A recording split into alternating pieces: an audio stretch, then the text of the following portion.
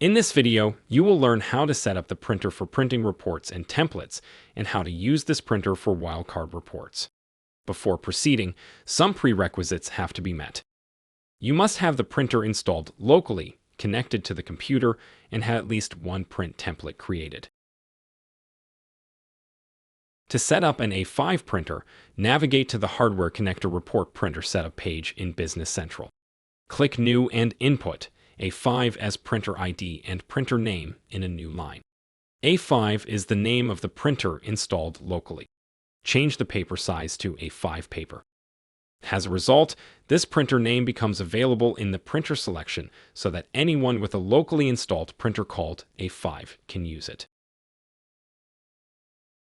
Next, you need to set the print template.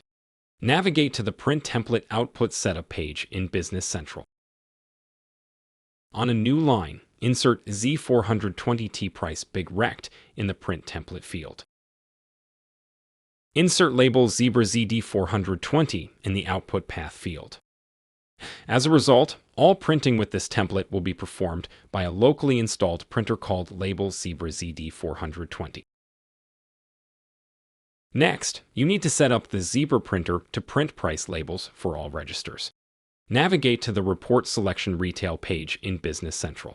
Select Price Label in the Report Type drop-down menu and insert Z420T price big rect in the Print Template field. As an option, you can insert an ID in the Code Unit ID field.